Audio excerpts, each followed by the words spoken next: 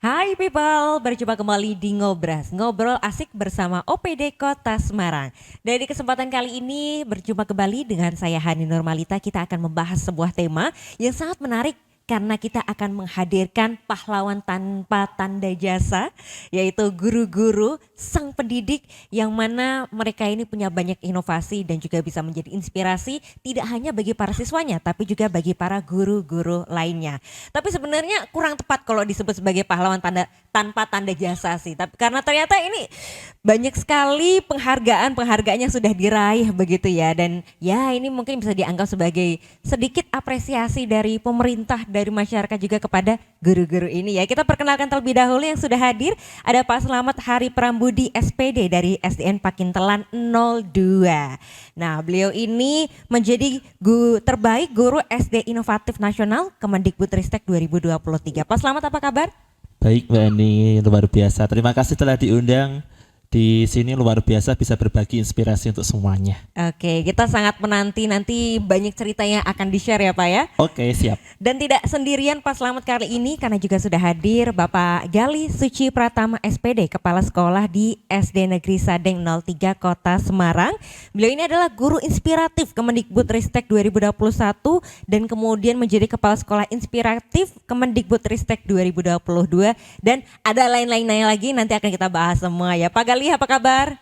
Alhamdulillah sehat ya. Terima kasih sudah diundang di acara Ngobras ini ya. Oke, dua guru yang sangat luar biasa. Tadi kita sebelum mulai baru mulai bahas sedikit ya. Ternyata yang satu ini lebih senior untuk ikut di kompetisi ini ya, dan kemudian menjadi mentor juga untuk Pak Selamat. Betul sekali, karena tahun 2023 kemarin berkat bimbingan Pak Galih yang tahun 2021-2022 sudah menjuara di tingkat nasional, saya bisa meraih guru inovatif tingkat nasional juga, luar biasa. Ya sedikit lah ya. Sedikit bimbing saja. Cuma sebenarnya ide gagasan semua itu awalnya dari Mas Slamet semua. Cuma ya kita cuma sedikit melengkapi lah apa yang kemudian sudah menjadi gagasan Mas Slamet itu. Oke, ini baru secuil ya yang kita lihat bagaimana ketika guru ini saling berkolaborasi ternyata akhirnya bisa membawa prestasi yang sangat luar biasa untuk Kota Semarang. Bayangkan ini kalau semua guru di Semarang kayak gini ya, jangannya tiap tahun Semarang dapat terus ya Pak ya. Nah itu yang kita upayakan. Karena kalau kita yang kemudian mendapatkan sendiri kelihatannya kok kurang ya. Kita pengen berbagi praktik baik dan kita menularkan virus-virus proses perubahan pendidikan ini yang lebih baik kepada teman-teman semuanya agar semua itu bisa ikut gitu ya. Bukan berarti semua harus juara, tidak, tetapi semua ikut berperan dalam upaya perbaikan pendidikan. Itu yang kemudian tujuan kami pengen seperti itu. Nah itu yang saya rasakan saat kemarin saat berkompetisi di tingkat nasional, bagaimana Pak Galih di sini membimbing karena pengalamannya di tingkat nasional sudah lebih dulu, sehingga saya sebagai guru yang lebih junior di sini, saya merasa bahwa apa yang disampaikan oleh Pak Galih itu betul-betul nyata adanya di tingkat nasional dari nasihat-nasihat beliau. Kemudian hal ini menjadi sebuah kita bergerak bersama Pak Galih berkolaborasi sehingga mendapatkan hasil yang maksimal. Terima kasih sekali bisa membawa nama baik Kota Semarang di tingkat nasional begitu Mbak Eni. Oke, dan tentu kita juga bangga sekali untuk kedua guru ini. Nah, nanti semoga dari apa yang akan kita bahas bisa membuat lebih banyak guru terinspirasi untuk bisa skill up lagi, menghasilkan inovasi dan nanti bisa menjadi inspirasi. Nah, kita akan mulai dulu nih. Pertama barangkali dari Pak Galih ya. Bapak Siap. ini banyak sekali ya untuk prestasi-prestasi yang sudah diraih begitu. Tapi kemudian ketika sudah menjadi seorang guru, menjadi kepala sekolah begitu ya, ternyata tidak berhenti di situ saja ya Pak. Maksudnya biasanya kan hanya untuk siswa, mereka itu kemudian ikut lomba segala macam. Ini gurunya pun mencontohkan untuk jangan berpuas diri berhenti di situ saja, tapi selalu berusaha untuk menjadi lebih baik. Nah, bagaimana Pak Galih bisa selalu menjaga perasaan tersebut Pak? Kalau dari saya secara pribadi, kita memang mempunyai komunitas gitu ya, komunitas guru kami yang kemudian selalu senantiasa saling menyepakati, saling berbagi praktik baik, dan itu yang menjadi menurut saya itu menjadi poin penting untuk saya terus melakukan inovasi, apalagi kalau sekarang kita bersama dengan Pak Bambang Parmusinto. Pak Bambang itu selalu menyampaikan bahwa kita terus berupaya semaksimal mungkin untuk terus berinovasi. Inovasi kamu apa? Inovasi kamu apa? Inovasi kamu apa? Nah itu yang kemudian menjadi pecut semangat buat saya untuk ya meminimalisir permasalahan yang ada di dalam sekolah. Kemudian kita juga terus berupaya untuk menjadi solusi lah, bagian dari solusi dari permasalahan-permasalahan yang ada. Ya semampu kami, walaupun kecil, walaupun sederhana, walaupun kadang-kadang mungkin tidak terlihat gitu ya. Yang penting kita terus berproses untuk ya sedapatnya untuk bisa memperbaiki lah apa yang udah ada di dalam Oke, sekolah. makanya semangat itu bisa terus terjaga ya Pak. Ya. Tapi kemudian bagaimana prosesnya lalu bisa meraih guru, kepala sekolah bahkan inspiratif dari Kemendikbudristek? Prosesnya seperti apa itu? Saya melihat ketika kami mengikuti lomba gitu ya, itu kan saya selalu melakukan refleksi kekurangan kita apa, keadaan sosial kita seperti apa, dan akhirnya pada waktu tahun 2022 saya itu sebenarnya masih menjadi kepala sekolah yang baru di situ. Pada waktu itu kami melakukan refleksi, ternyata kurikulum Merdeka pada waktu kami menjadi kepala sekolah itu ini masih baru. Ini masih baru, terus pemahaman tentang guru, tentang kurikulum Merdeka masih kurang, dan dari pemahaman itu kita akhirnya bergerak untuk mengembangkan yang namanya Apollo, aplikasi potensi lokal. Dan di situ kita berupaya semaksimal mungkin untuk memberikan penjelasan tentang kurikulum Merdeka, mengenalkan potensi lokal, menanamkan tentang proyek penguatan profil pelajar Pancasila dan berbagai macam hal kebutuhan guru untuk kurikulum Merdeka itu. Dan akhirnya kita membuat itu, dan mungkin ya 1-2 akhirnya bisa berkembang, dan akhirnya ya mungkin bisa menjadi ya inspirasi lah buat minimal buat guru-guru kami yang kemudian menanamkan kurikulum Merdeka. Oke, Apollo ya Pak tadi sebutannya Ya, ini. Apollo kami. Oke, dan kemudian mengikuti langsung penilaian tingkat nasional Yes. dan akhirnya mendapatkan ini ya. Iya. Hanya satu di antara seluruh guru di Indonesia di tahun tersebut. Kalau konsep mulai tahun 2021 di dalam Kemdikbud itu sudah tidak menggunakan juara 1, 2, 3. Tetapi dalam konsep di Kemdikbud itu dia dipilih 5 peserta terbaik. Jadi 5 peserta terbaik di nasional itu kemudian kebetulan kami menjadi salah satu di antaranya gitu. Jadi peraih penghargaan untuk guru SD inspiratif, kepala SD inspiratif itu ada sekitar 5 satu Indonesia dalam 1 tahun itu. Jadi itu yang kemudian kemarin dapatkan. Oke, baik. Dan itu akhirnya membuat Pak Galih ini menjadi salah satu guru dan kepala sekolah yang paling inspiratif begitu ya. Nah, kalau ini tadi sudah inspiratif, kita akan tanya sama yang inovatif. Ini kemudian kalau Pak Slamet memang membuat inovasi apa yang kemudian akhirnya bisa membuat Bapak mendapatkan penghargaan ini, Pak? Oke, terima kasih. Jadi saya melakukan sebuah inovasi, yaitu membuat aplikasi yang bernama aplikasi Santun. Santun itu adalah siswa anti perundungan. Berakar dari keprihatinan saya terhadap siswa-siswa, mungkin anak-anak yang bisa kita lihat di baik media cetak maupun media elektronik terkait dengan banyaknya kasus perundungan. Sehingga menjadi sebuah tantangan bagi saya bagaimana cara menyelesaikan permasalahan ini dengan sebuah inovasi. Pak Bambang tadi sudah disampaikan oleh Pak Galih, mendorong kita, guru dan kepala sekolah untuk terus berinovasi. Maka saya membuat aplikasi Santun ini, siswa anti perundungan, harapannya adalah bagaimana bisa mengurangi dari dampak perundungan itu sendiri, kemudian ini menjadi sebuah inovasi yang bisa berdampak baik kepada siswanya yang secara langsung, kemudian guru dan kepala sekolah sebagai ujung tombak pendidikan di Kota Semarang ini. Oke, dan ini adalah satu prestasi yang pasti tidak hanya mendapatkan predikatnya saja begitu ya, tapi untuk meraihnya banyak proses yang dilalui. Nah, Bapak sendiri bagaimana Pak, dari mulai dibimbing oleh Pak Galih sampai kemudian berhasil mendapatkan penghargaan ini, prosesnya seperti apa?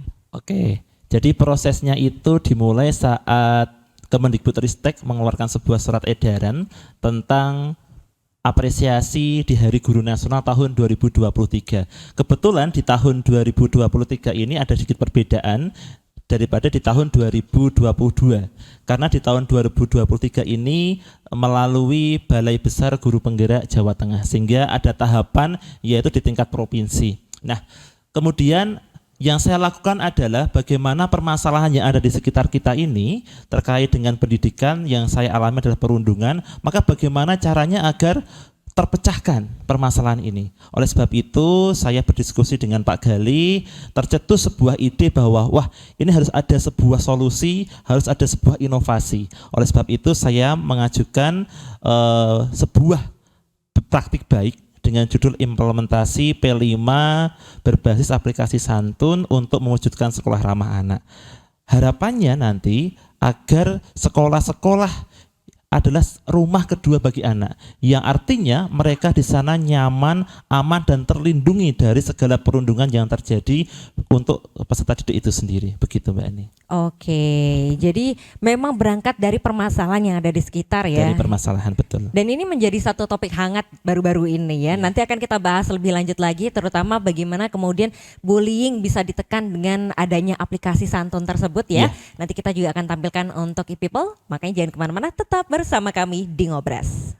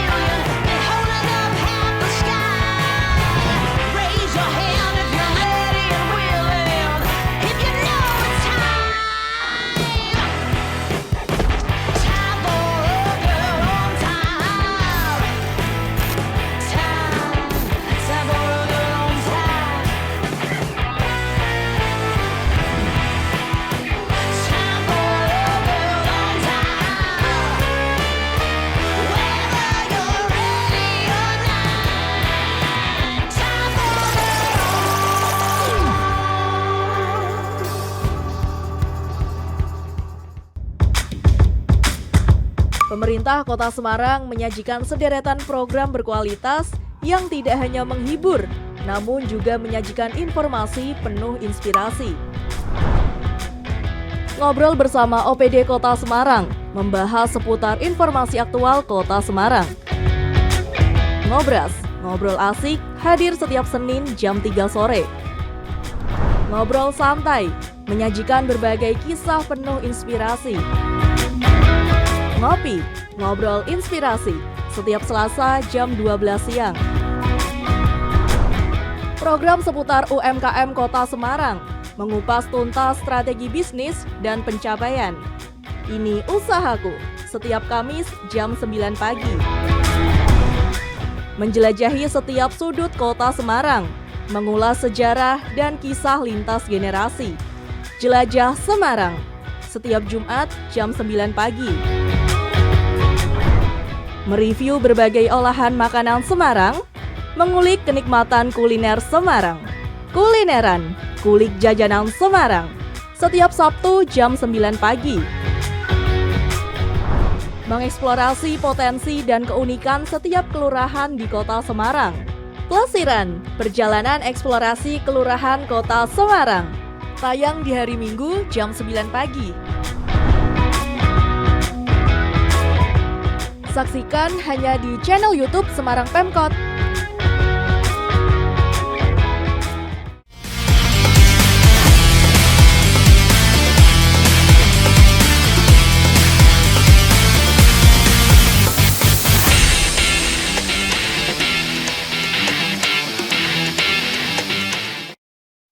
Masih di Ngobras dengan tema kita Sang Pendidik bersama dengan Pak Slamet dan juga Pak Galih. Tadi kita masih membahas tentang sebuah aplikasi bernama Santun ya Pak. Siap. Yang mana ini menjadi salah satu inovasi dari Pak Slamet untuk menekan angka bullying di Kota Semarang. Tapi sebelum kita tampilkan seperti apa aplikasinya, pasti tahu ya Pak, informasi baru-baru ini bullying mulai marak lagi, bahkan salah satunya kaitannya sama artis nasional begitu ya. Nah, ini kira-kira bagaimana pandangan dari kedua sang pendidik kita ini melihat adanya hal-hal seperti ini, dan di Kota Semarang sendiri seperti apa? Silahkan Pak. Kalau menurut saya dalam kasus bullying peran guru itu sangat strategis, terutama bagaimana menampilkan peran sebagai teladan. Nah ini yang kemudian perlu sekali dilakukan oleh guru gitu. Dan kemudian kalau seandainya kita bisa menampilkan teladan dan kita pasti kita akan mulai mengetahui kasus-kasus yang berada di dalam kelas kita gitu, karena ada kepekaan sosial di situ. Nah kalau seandainya kita mengetahui, maka ada beberapa langkah yang bisa kita lakukan gitu ya. Mungkin bisa jadi kemudian kita melakukan komunikasi secara intensif dengan orang tua, kemudian melakukan pendekatan juga dengan berbagai macam pihak yang bisa kemudian membantu kita bisa menurunkan angka bullying di tempat kita. Jadi satu faktor yang mungkin perlu digenjot ya keteladanan guru itu, agar nanti tingkat bullying itu kita bisa turunkan gitu. Mungkin itu sih kalau dari saya. Mungkin dari Salot. Oke, untuk bullying sendiri menurut saya bagaimana partisipasi dari sekolah, kemudian orang tua, masyarakat dan siswa itu sendiri. Maka di aplikasi Santun yang nanti mungkin Bapak Ibu bisa saksikan itu adalah kolaborasi. Kolaborasi di situ tidak hanya siswa saja, tetapi di situ ada guru, ada orang tua, ada masyarakat juga yang akan ikut serta. Sehingga guru tidak hanya seorang diri saja, karena waktu anak-anak di sekolah itu hanya beberapa jam saja. Lebih banyak dilakukan bersama orang tua, bersama masyarakat, sehingga nanti aplikasi Santun ini menjadi sebuah ruang untuk semuanya saja bisa berkolaborasi untuk mengurangi yang namanya kasus perundungan. Seperti yang disampaikan oleh Mbak Ani tadi, ada kasus perundungan yang berada di sekolah, itu menjadi ranah dari sekolah itu sendiri. Namun kalau berada di luar sekolah, maka perlu kolaborasi, tidak hanya dari pihak sekolah saja, tetapi adanya orang tua, adanya masyarakat perlu didorong. Maka aplikasi Santun ini menjadi ruang bagi mereka semua agar yang namanya kasus perundungan, kasus bullying betul-betul bisa ditekan, Pak Gali.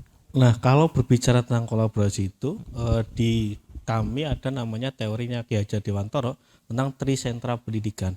Bagaimana kemudian trisentra pendidikan itu, pendidikan yang utama dan pertama itu bukan di sekolah. Tapi pendidikan yang utama pertama itu adalah keluarga. Maka yang tadi disampaikan antara sekolah, keluarga dan masyarakat itu menjadi satu kesatuan. Dan saya sepakat tadi bahwa kalau ketiga hal ini bisa menjadi satu sinergi yang baik, saya meyakini itu juga bisa menjadi salah satu solusi untuk menurunkan dari bullying itu.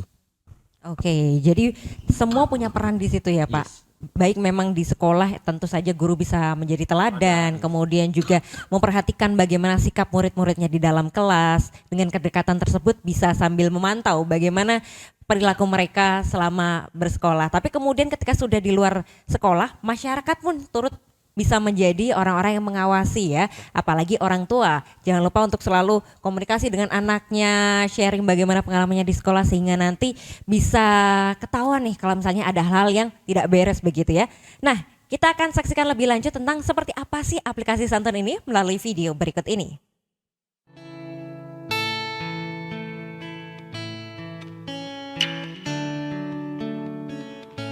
Selamat pagi.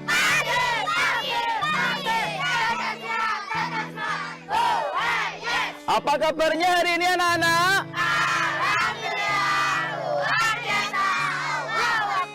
Oke, luar biasa. Saya melakukan kegiatan anti perundungan dengan menciptakan aplikasi yang dinamakan Santun, Siswa Anti Perundungan.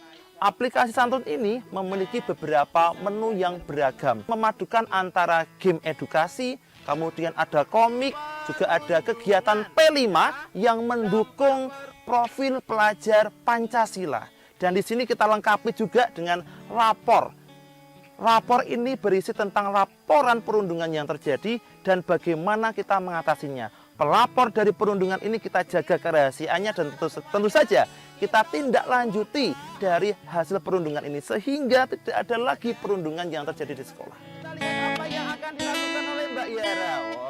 Sangat membantu anak-anak dalam mengurangi perundungan.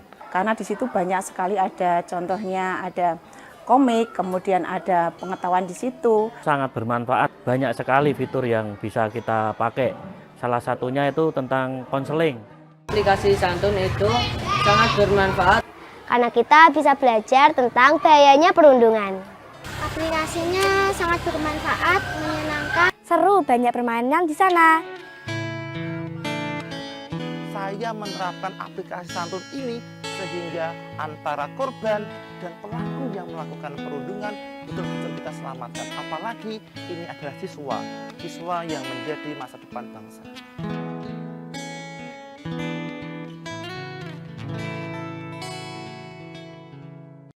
Nah, itu tadi sudah kita saksikan ya. Keren sekali ya aplikasinya. Tapi ini kemudian bisa kita gunakan secara langsung ya Pak. Lewat mana nih? Android, iPhone bisa semua? Oke, jadi aplikasi ini sudah saya siapkan. Kemudian tahap awal pertama saat kita uji coba di sekolah itu masih berbasis website. Kemudian kita kembangkan lagi dan baru kemarin Januari kita sudah bisa meluncurkan versi APK. Doakan saja ini semoga ke depan nanti bisa masuk ke Play Store, bisa diunduh dan bisa dinikmati oleh semuanya.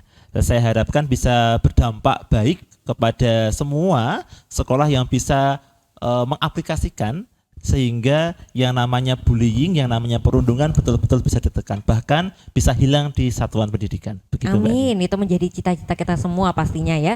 Dan kemudian sejauh ini bagaimana penggunaannya Pak oleh anak-anak di sekolah ataupun masyarakat pada umumnya? Oke, berkaca kepada praktik baik yang telah saya lakukan di sekolah saya, bagaimana di sini aplikasi ini bisa digunakan baik oleh siswa itu sendiri dan orang tua. Kenapa oleh siswa? Karena di situ kalau kita lihat di video tadi ada berbagai macam fitur. Anak itu paling suka di situ. Di situ saya menyelipkan yang namanya video, kemudian komik. Jadi komik ini menjadi salah satu magnet untuk anak-anak tuh tahu, oh ini loh yang namanya perundungan. Oh ini loh kalau tidak boleh yang namanya melakukan perundungan kepada teman, kepada teman sebaya atau yang lainnya. Kemudian di situ anak-anak juga sangat suka bermain yang namanya VR. Virtual reality, di situ saya masukkan juga sehingga anak-anak merasa bahwa belajar itu menyenangkan, belajar itu membuat mereka merasa nyaman, dan yang paling penting adalah mereka tahu bahwa yang namanya perundungan tidak boleh dilakukan kepada semuanya saja. Kemudian selain itu Mbak Ani, dimanfaatkan oleh peserta didik, yes. Yang kedua dimanfaatkan oleh orang tua, karena di situ saya menyematkan yang namanya fitur satu lapor. Di fitur itu orang tua bisa melaporkan terkait dengan adanya perundungan yang terjadi di sekolah, sehingga orang tua tidak merasa bahwa wah saya merasa terpendam nih, tidak takut untuk melaporkan, karena di fitur itu terjamin kerahasiaannya. Kemudian yang kedua juga ada fitur kalau setelah mereka melaporkan apa yang mereka lakukan, ada yang namanya bimbingan konseling. Sebagai guru kelas juga wajib untuk memberikan bimbingan konseling, dan itu sudah saya jadwalkan yang ada di aplikasi tersebut. Harapannya adalah siswa-siswa apabila mengalami perundungan itu bisa diberikan obat yang mujarab sehingga tidak terjadi yang namanya trauma. Oleh sebab itu aplikasi ini hadir untuk mereka sekaligus mencegah sekaligus bisa menanggulangi insya Allah yang namanya perundungan. Begitu Mbak Ani. Baik, dari mulai mencegah hingga menanggulangi ya. Dari siswa-siswanya sampai orang tua bisa semua memanfaatkan aplikasi ini. Keren sekali sih, semoga nanti semakin banyak yang bisa memanfaatkan aplikasi tersebut ya. Santun. Dan kemudian kalau dari Pak Gali juga menghadirkan tadi ada Apollo dan kalau nggak salah Elsa ya Pak. Ya. Ini kakaknya Anna bukan? Frozen kalau itu ya. Nah, Aduh. boleh dijelaskan lebih lanjut Pak tentang inovasi-inovasi tersebut? Oke. Di setiap produk yang saya kembangkan itu kan lahir dari zaman yang berbeda-beda. Pada waktu Elsa saya kembangkan itu, pada waktu itu pembelajarannya itu sedang COVID ya. Dan kemudian kita mulai pada tatap muka terbatas. dan tatap muka terbatas itu kami mengembangkan ELSA. ELSA itu singkatannya e-learning SD Sekaran 2. Karena pada waktu itu kami masih menjadi guru di SD Sekaran 2. Yang resminya itu, tapi sebenarnya kalau tidak resminya ELSA itu Elmira Sahia. Itu nama anak saya. Tapi resminya ELSA yang di situ sebenarnya kita mengaitkan kebutuhan belajar anak pada saat tatap muka terbatas. Dari mulai bukunya, dari mulai tugasnya, dari mulai materinya, dari mulai kuis, dari mulai berbagai macam hal kebutuhan anak itu kita jadikan satu aplikasi, dan kemudian nanti pada waktu kita melakukan pembelajaran kita tinggal buka aplikasi itu. Anak mau butuh apa? Mau buku kita sudah ada, video sudah ada, soal sudah ada, beberapa kebutuhan mereka itu sudah ada di dalam satu platform itu. Dan akhirnya ya itu mungkin yang bagus ya di tingkat nasional, dan akhirnya kita mendapatkan penghargaan itu guru inspiratif tingkat nasional itu. Jadi pada waktu itu, jadi saya masih ingat betul itu, yang datang itu setengah ya, yang setengah itu kan online. Maka saya jembatani yang sana belajar dari sini belajar menggunakan apa? Ya ELSA itu, pakai LCD ditayangkan, kemudian ada kamera apa yang bisa menghadap ke kita juga. Jadi yang di rumah belajar, yang di sekolah itu belajar dalam waktu PTM terbatas. Jadi beberapa hal yang udah kita lakukan ya, saya kira kalau kita melakukan pun itu bukan atas dasar kita langsung pengen membuat itu, enggak, tetapi kita dasarnya adalah apa yang dibutuhkan dari anak-anak itulah. Katakanlah saya meyakini Mas Slamet membuat santun pun itu mungkin pada waktu itu awalnya juga kita melihat bagaimana kegelisahan perundungan pada waktu di tempat itu. Pada waktu kami PTM terbatas kita membuat ELSA. Pada waktu awal dulu adanya pandemi ya, saya masih ingat tuh tahun 2020, kita kan juga ada beberapa pelatihannya ternyata kita evaluasi lagi, kita refleksi lagi. Terus kemudian di bulan Juni 2020 hasil pelatihan bulan Januari Maret kita mengadakan pelatihan tentang pembelajaran daring. Terus kita evaluasi di bulan Juni itu ternyata Bapak Ibu guru tuh agak gelisah tentang materi ya. Akhirnya kita mengembangkan ya, menginisiasi bersama dengan rekan-rekan lain, kita mengembangkan YouTube dan segala macam itu bersama dengan rekan-rekan yang lain. Itu juga hasil produk refleksi. Jadi apapun yang kemudian produk kita tampilkan itu hasil dari refleksi kita secara mendalam melihat berbagai macam persoalan yang ada di sekitar kita. Oke, jadi memang berawal dari keresahan-keresahan yang dirasakan ya, apa yang menjadi permasalahan, apa yang dibutuhkan oleh siswa maupun guru, kemudian ini menjadi inspirasi untuk menghadirkan inovasi yang bisa menjawab, menjadi solusi bagi permasalahan tersebut ya. Baik, Pak Gali boleh minum dulu loh, batuk Pak Guru, jangan lupa minum air Mudal, sumber sehatmu. Dan nih people, setelah ini kita bakal kembali lagi dengan pembahasan lainnya, jadi jangan kemana-mana, tetap bersama kami di Ngobras.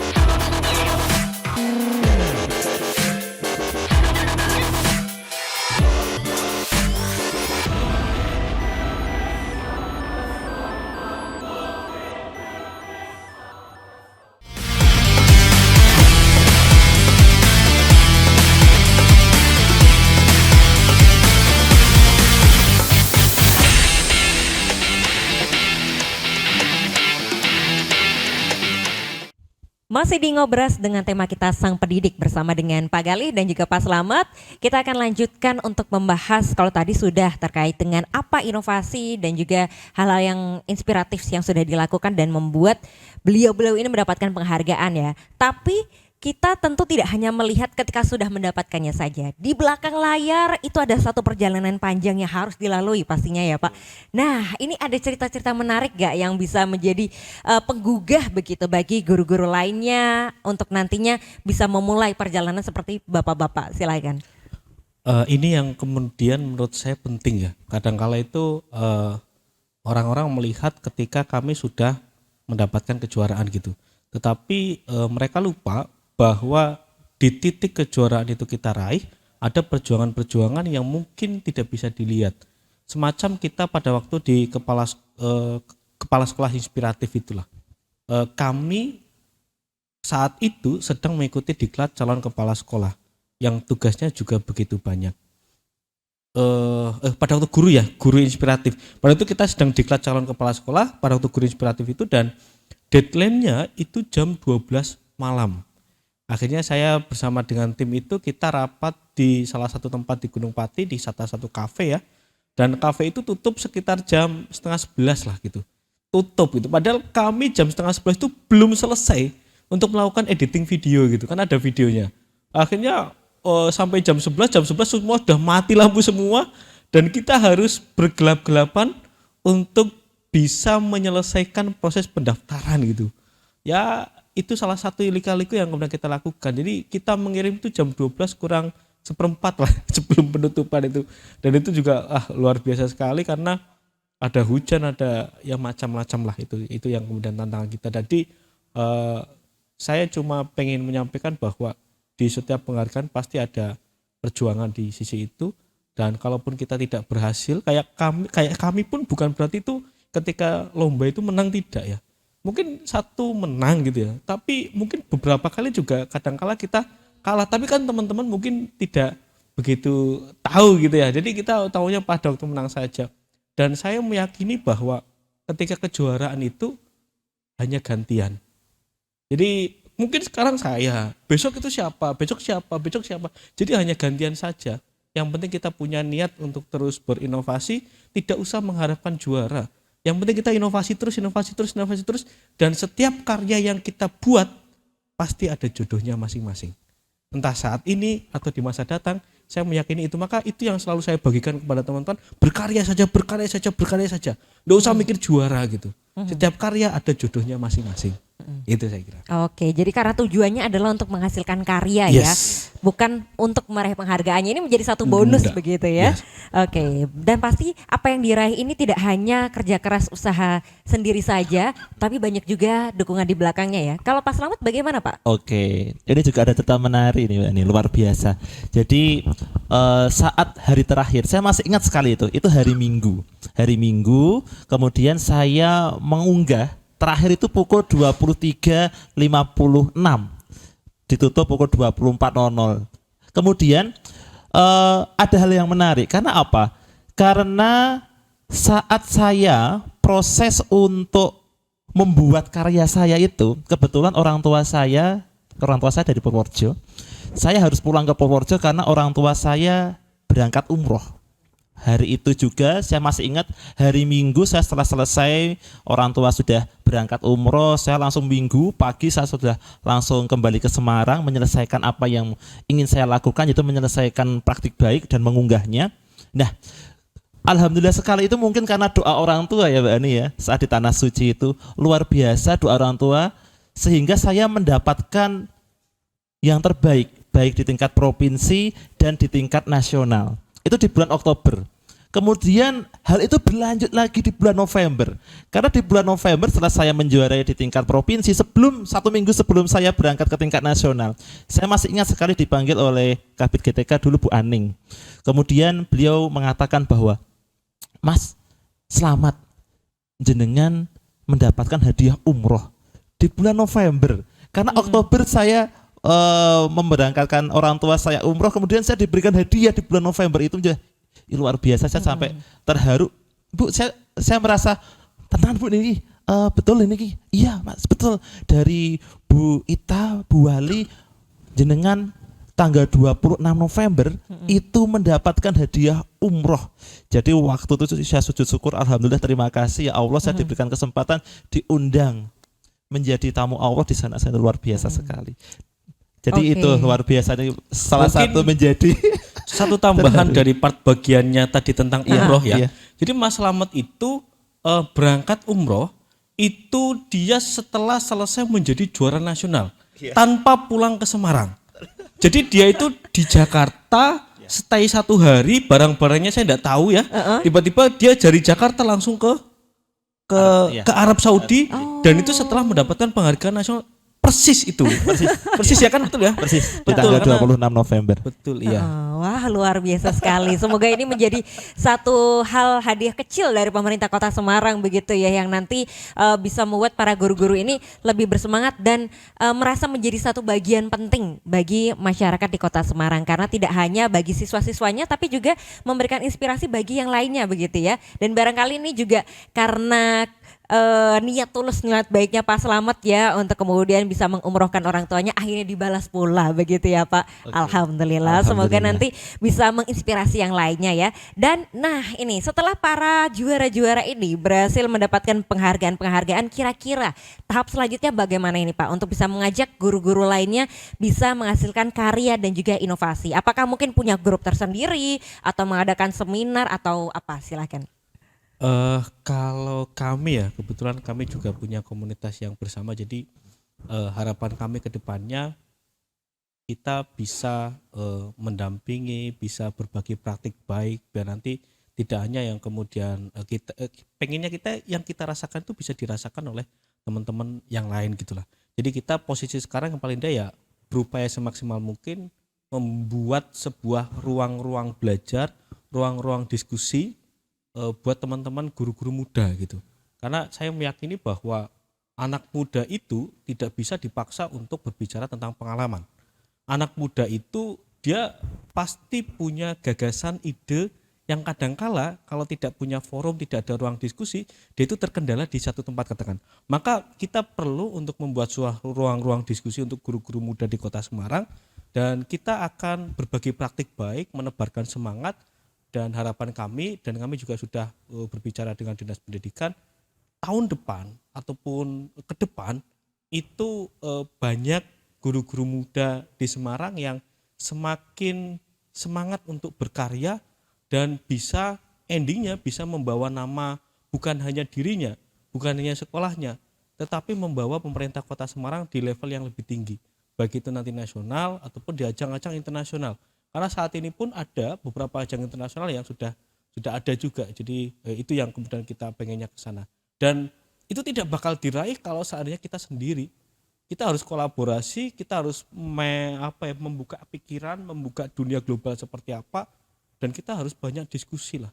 Ruang-ruang diskusi yang kemudian kita pengen bentuk, salah satunya di komunitas kami ya. Di komunitas kami kita punya komunitas PKY itu, yang kita pengennya ya dari situlah anak-anak muda itu bisa berkembang, berkarya, dan ke depan bisa punya kompetensi yang lebih.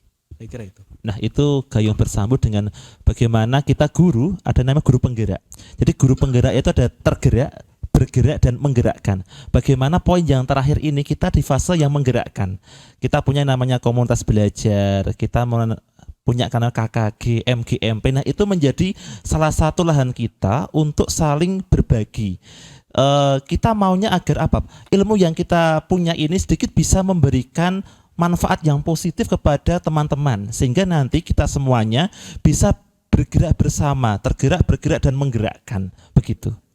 Oke, bergerak, tergerak, dan menggerakkan. Sudah ada wadahnya begitu ya. Ini pasti bisa menjadi sebuah awal mula yang baik untuk guru-guru muda lainnya bisa berdiskusi dan nanti bisa mengambil langkah-langkah selanjutnya untuk membuat karya, dan semoga bisa memberikan manfaat serta mendapat penghargaan, mengharumkan nama Kota Semarang di tingkat nasional maupun nanti barangkali internasional begitu ya Pak. Amin. Baik, dan terakhir, ini bagaimana harapannya untuk masyarakat, terutama para guru-guru ya, dan juga barangkali siswa-siswanya agar bisa mengikuti jejak yang sama untuk selalu berusaha untuk memberikan sesuatu bagi lingkungannya termasuk dalam hal prestasi. Silahkan Pak. Kalau dari saya untuk siswa ya, katakan untuk siswa ya, saya selalu diberikan masukan oleh orang tua itu, tugas kamu itu adalah belajar. Dan saya maknai itu, belajar itu tidak hanya di sekolah gitu, yang belajar tentang kognitif, keterampilan itu, tetapi di masyarakat itu juga belajar. Maka saya mungkin siswa-siswa SMA yang udah mungkin agak bisa berbicara agak logis ya. Artinya belajar itu ya salah satunya bukan hanya di sekolah, belajar kehidupan itu juga penting. Dan mungkin siswa itu perlu kemudian mencari faktor pembeda. Faktor pembeda antara dirimu dengan yang lain.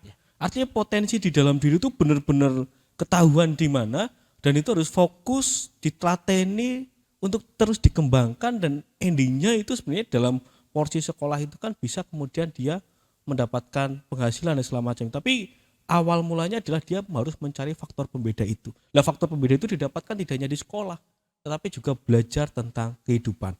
Kalau seandainya tentang mungkin masyarakat atau yang lain ya, atau terutama untuk guru-guru yang kemudian di sekolah gitu ya. Kalau saya karena memang sejak mahasiswa kita di BEM juga, di BEM UNES juga, Mas Slamet juga ikut bersama kami juga. Itu saya masih ingat bahwa ada sebuah pernyataan begini. Jika ada 5 mungkin ya penggerak di sekolah, maka pastikan Bapak Ibu itu salah satu diantaranya. Jika ada 4 penggerak di sekolah, maka pastikan Bapak Ibu 1 diantaranya. Jika ada 3 penggerak di sekolah, pastikan Bapak Ibu salah satu diantaranya. Jika ada 2, pastikan Bapak Ibu salah satu diantaranya. Dan jika ada 1 penggerak di sekolah, maka pastikan itu adalah Bapak Ibu semuanya. Dan kita paling tidak kita berupaya semaksimal mungkin. Walaupun kecil, walaupun sederhana, walaupun tidak terlihat, kita berupaya semaksimal mungkin untuk menjadi agen-agen solusi dari permasalahan bangsa. Bukan berarti saya dan Mas Slamet itu sudah tidak ada masalah di Slamet, tidak. Tetapi kita berupaya semaksimal mungkin untuk menjadi bagian dalam solusi berkaitan dengan pendidikan di Indonesia. Itu sih saya kira ya mungkin.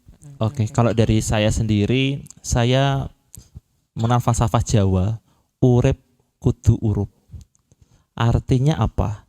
Artinya itu hidup harus bermanfaat, menjadi cahaya untuk sekitarnya. Maka harapan saya adalah bagaimana diri saya sendiri sebagai seorang guru dan mungkin guru-guru yang lainnya itu menjadi lentera cahaya bagi siswa-siswanya, dan siswa-siswa yang diterangi oleh cahaya dari guru-guru ini menjadi terinspirasi bahwa inilah sosok guru yang menjadi idola dan idaman bagi peserta didik. Harapannya adalah guru yang bisa menjadi contoh, guru yang bisa menjadi teladan, sehingga peserta didik bisa mencontoh teladan dari guru tersebut. Begitu Mbak Ani. Oke, baik. Ini kalau misalnya ada penontonnya pengen saya ajak tepuk tangan online begitu ya. Untuk guru-guru kita ini. Dan semoga apa yang tadi sudah di-share semuanya bisa menggerakkan hati para penonton, terutama para guru-guru untuk bisa memberikan sesuatu sekecil apapun, walaupun itu belum terlihat, belum kelihatan hasilnya, tapi dengan upaya pasti nanti akan ada jalannya begitu ya Pak. Dan terima kasih banyak untuk Pak Galih, Pak Slamet sudah hadir di sini memberikan kisah inspiratifnya bagi kita semua. Dan semoga e-people jangan bosan-bosan untuk tonton selalu Ngobras yang tayang setiap hari Senin di YouTube channel Semarang Pemkot. Dan juga kita akan kembali lagi pastinya dengan tema-tema menarik lainnya dengan narasumber yang ahli di bidangnya. Jangan lupa untuk di-subscribe YouTube channel Semarang Pemkot karena kita punya banyak program lainnya. Kalau begitu saya Hani Nurmalita beserta narasumber kita Pak Slamet, Pak Galih, dan juga seluruh kerabat kerja yang bertugas pamit undur diri. Terima kasih dan sampai jumpa.